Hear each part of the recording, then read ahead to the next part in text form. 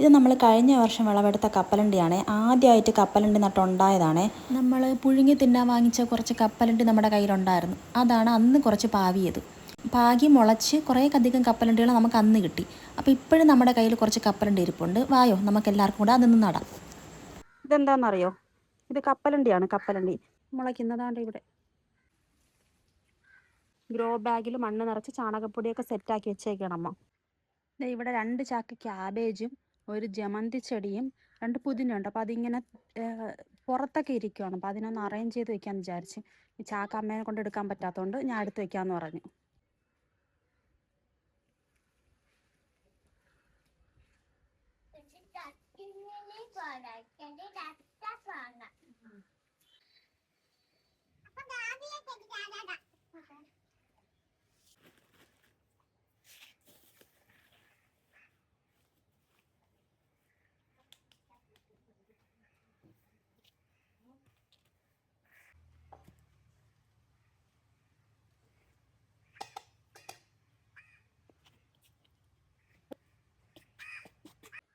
ഇത് ഒരു കറിവേപ്പില ചെടി. കുറേ കാലമായിട്ട് ഞങ്ങളുടെ കൂടെ ഉള്ളതാണ് ആ കറിവേപ്പില ചെടി.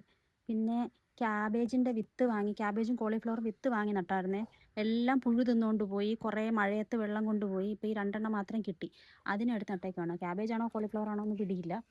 അതെന്തായാലും വളരട്ടെ. ഇത് 2 പുതിന ചെടി. അത് ചെടി പുതിനയാണ്, ചെടിയായിട്ട് നിൽക്കുന്ന പുതിനയാണ്. ഇതൊരു ജമന്തി. ഇതെന്താണെന്നറിയോ?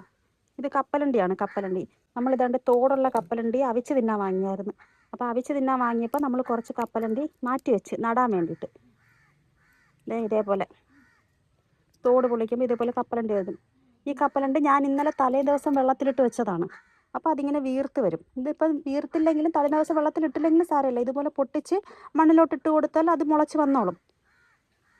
ഇത് വെള്ളത്തിലിട്ടാൽ കുറച്ച് പെട്ടെന്ന് മുളയ്ക്കും.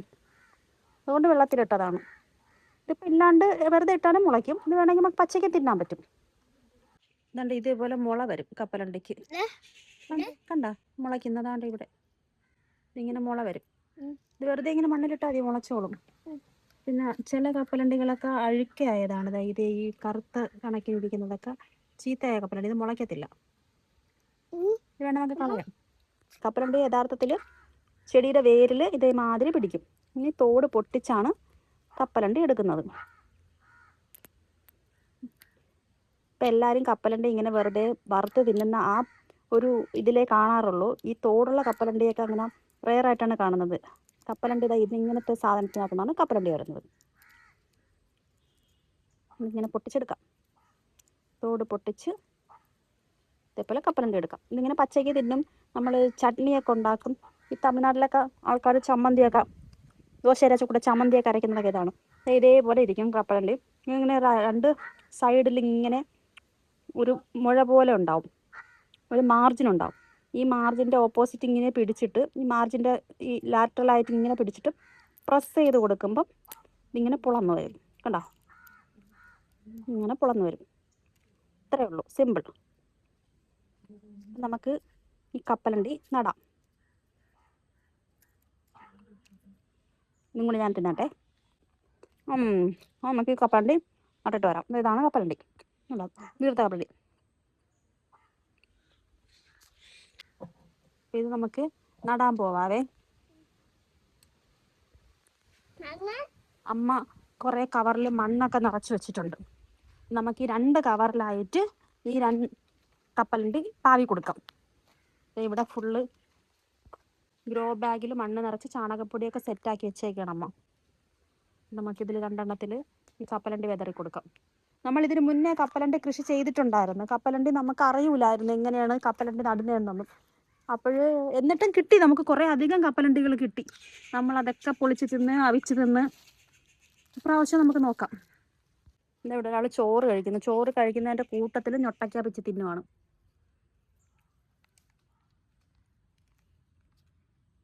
പിഞ്ചല്ലേ അത്? പഴുത്തത് പറിച്ച് കഴിക്കടാ.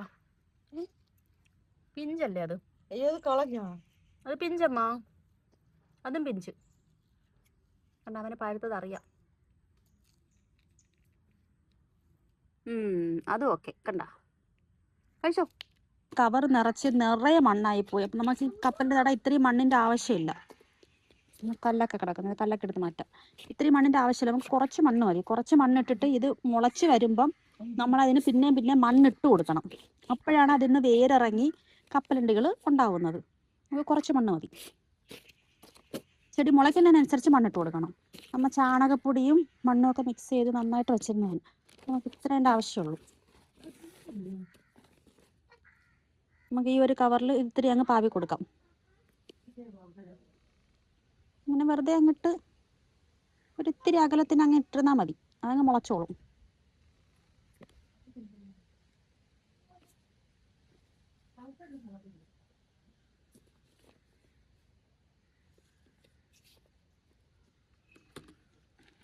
ലേശം മണ്ണ് അതിൻ്റെ മുകളിലോട്ട്, വലിയ കല്ലുകളൊന്നും ഇല്ലാത്ത ചെറിയൊരു മണ്ണാൻ കൊണ്ട് മണ്ടയിലോട്ട് ഇട്ട് കൊടുത്ത് കുറച്ച് വെള്ളവും കൊണ്ട് തളിക്കുമ്പം അത് അവിടെ ഇരുന്ന് അങ്ങ് മുളച്ചോളും. മുളച്ച് വരുമ്പോൾ ഞാൻ കാണിച്ചു തരാവേ ബാക്കി. അപ്പം നമുക്ക് ഇതിലൊരു 2 ബാഗിലും കൂടി ഈ കപ്പലണ്ടികൾ നിറച്ച് വയ്ക്കാം.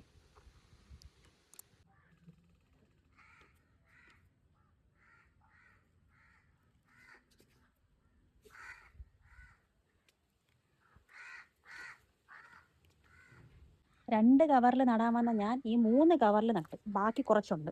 നമുക്കത് ഈ പയറിൻ്റെ കൂട്ടത്തിൽ ഇവിടെ അങ്ങനെയൊക്കെ അങ്ങ് കുഴിച്ച് വയ്ക്കാം. ഇവിടെ പയറുകളെല്ലാം മുള പൊട്ടി നിൽപ്പുണ്ടേ. നമ്മൾ 2 ദിവസം മുന്നേ നട്ട പയറുകളാണ്. നല്ല വിത്തായിരുന്നു, അതുകൊണ്ട് നല്ല മുള പൊട്ടി നിൽപ്പുണ്ട്. അപ്പോൾ ഇതിങ്ങളെ കൂട്ടത്തിൽ നമുക്ക് ഈ കപ്പലണ്ടിയും കൂടെ അങ്ങ് ഓരോന്നായിട്ടങ്ങ് അവിടെ ഇവിടെയൊക്കെ അങ്ങ് കുഴിച്ച് വെച്ച് കൊടുക്കാം. അതങ്ങ് മുളച്ചോളും.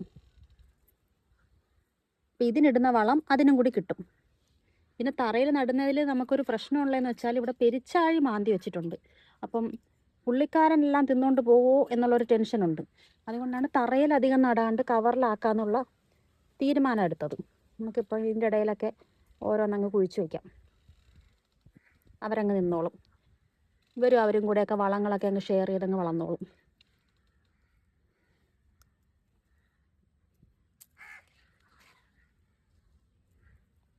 ഇവരെ പയറ് എല്ലാവരും കൂടി ഒരു സ്ഥലത്ത് കൂടിപ്പോയാൽ അപ്പം നമ്മളിങ്ങോട്ട് മാറി ഇവിടെ എങ്ങനെ നടാം. നമുക്കിനി കുറച്ച് ചോളത്തിൻ്റെ വിത്തിരിപ്പുണ്ട് നടാൻ. അപ്പോൾ അതും നമുക്ക് നടണം. അപ്പം നമുക്ക് വേറൊരു ദിവസം നടാം. എല്ലാം കൂടി ഒരു ദിവസം നടാൻ പറ്റില്ലല്ലോ.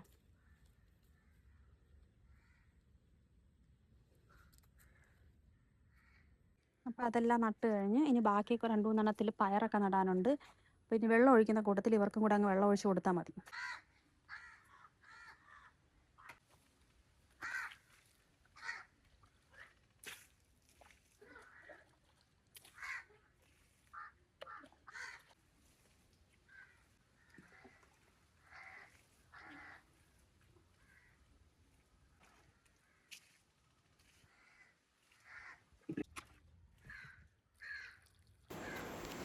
അപ്പോൾ ഇന്ന് ഇത്രയേ ഉള്ളൂ. വെള്ളമൊക്കെ ഒഴിച്ച് എല്ലാവരും നന്നായിട്ട് മുളച്ച് വരട്ടെ.